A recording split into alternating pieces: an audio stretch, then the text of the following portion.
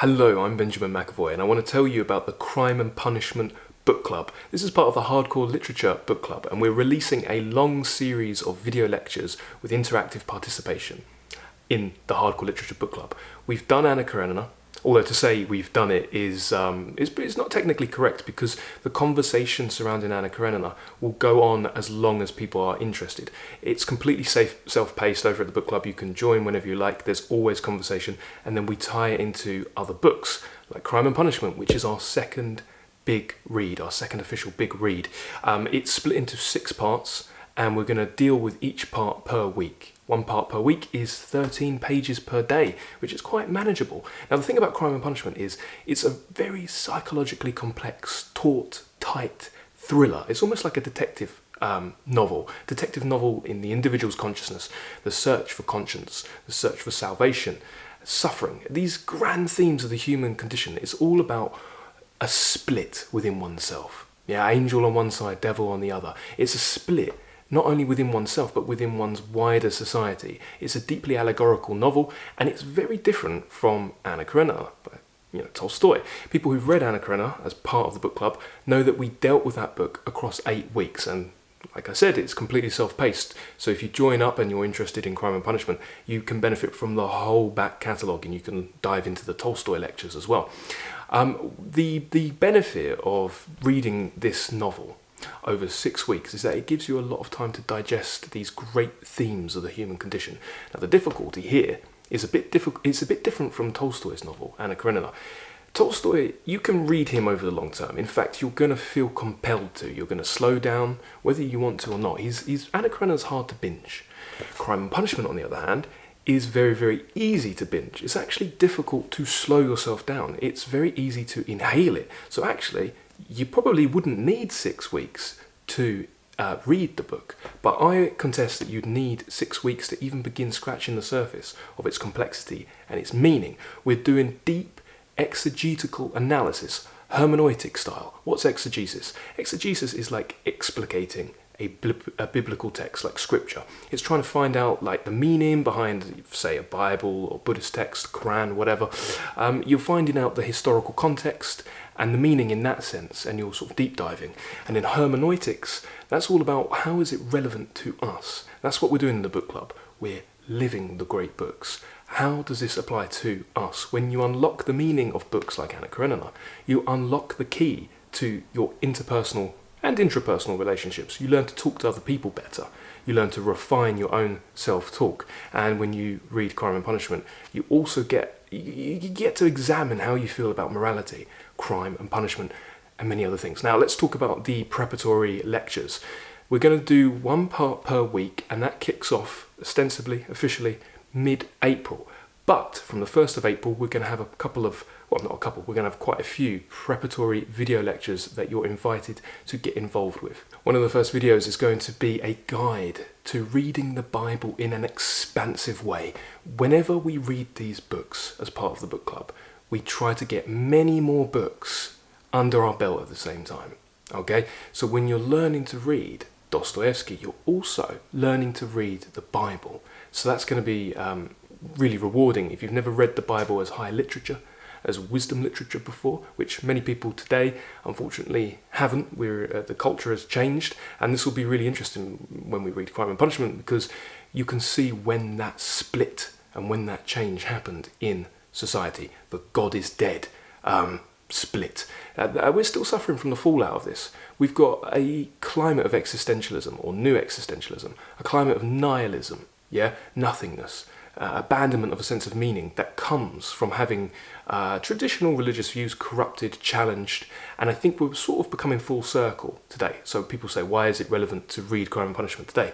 It's never been more relevant because we've never been more divided. We've never before needed to examine our impulses to commit crime and our impulses to commit punishment, or punish, to avenge. We touched upon this a little bit in Anna Karenina, but something we'll see as we read Crime and Punishment is that crime and punishment are 2 sides of the same coin. Committing a crime, imposing your will upon somebody else, that maybe there's a great sort of larger consensus that that's immoral, and then submitting to punishment. It's like it ameliorates the crime. Yeah, it brings you to a point of homeostasis. So you only can be punished if you submit to the validity of punishment. And there's a split within the main character, the central protagonist, Raskolnikov. And his split it's representative of many more splits, but it's also the split between the ordinary man, as he terms it, and the extraordinary. This is reminiscent of Nietzsche's idea of the Übermensch, the Superman. And it's this idea of why can some people, like Napoleon, commit great crimes, but in professing it leading the way to greater civilization. It's Raskolnikov, he calls it stepping over, going over the threshold. Now, if you can commit a crime, an atrocity, if you can murder and progress forward, if you can step over the obstacles that stand in your way, then greatness awaits you. We'll see with Raskolnikov, he couldn't. So we're going to be learning to read the Bible. Dostoyevsky was massively affected by the Bible. He was convicted and sent to Siberia, hard labour camps, and he had his hands and feet bound, and the only book that he was allowed to read was the New Testament. I mean, he managed to get hold of some Dickens, and he would have read other parts of the Bible, but he found salvation in Christianity and in those Siberian camps. There was a mock execution. He was led to believe when he was sentenced that he would be executed. He was taken out with a bunch of other criminals, tied to a post, and had a gun pointed at his head. And they didn't execute him, and they actually cut his sentence down. So he ended up serving about 4 years in the labour camp in the harshest conditions imaginable.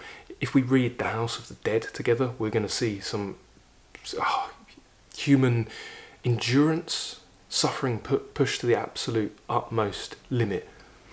So he found salvation there. Up until that point, as a novelist, he was a bit arrogant, he was a bit immature. He had a novel, his first novel called Poor Folk had come out. When he came out of the Siberian camps, those camps, though difficult, were essentially the best thing that ever happened to Fyodor Dostoevsky, because he was able to refine his thinking about the grand themes of the human condition, and he then knocked out masterpiece after masterpiece until he died. So we're using Dostoevsky as a gateway to understanding the Bible. We're also using Dostoevsky and Crime and Punishment as a gateway to existentialist literature, philosophy.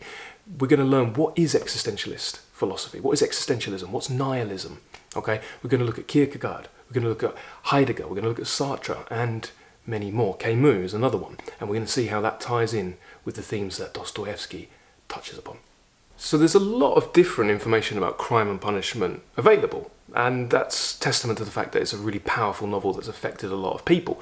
But I think the value in joining the book club is firstly the interactive element. Whenever you have time to digest a chapter of Crime and Punishment, a supplementary accompanying video on existentialist philosophy, biblical wisdom, Dostoevsky's life and times, you can then refine your thinking in writing.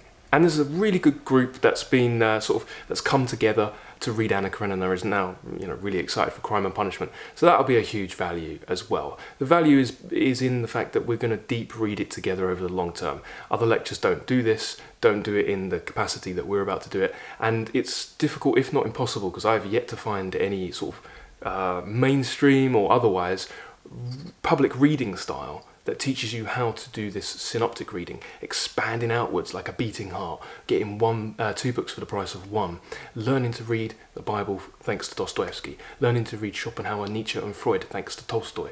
When we come and read Jane Austen together, because she's next on the book club, when we come to read Proust together, we're going to do the same style of reading. We're going to expand outwards, we're going to learn more about music, art, other books, culture, philosophy, and by the time you get to the end of the year, you will be more well-read than 99.9% of the world, including academics. And you'll have a ton of fun, because this deep reading of high literature, it's supposed to be fun, it's supposed to be illuminating, it's supposed to be helpful, it's therapeutic, and it's a sense of community. Reading is always communal. At its fundamental level, you're communing with the author across time, but why not commune with a bunch of other people, readers, who are sensitive, empathetic, and excited to talk about the great books together. So I hope to see you enrolled.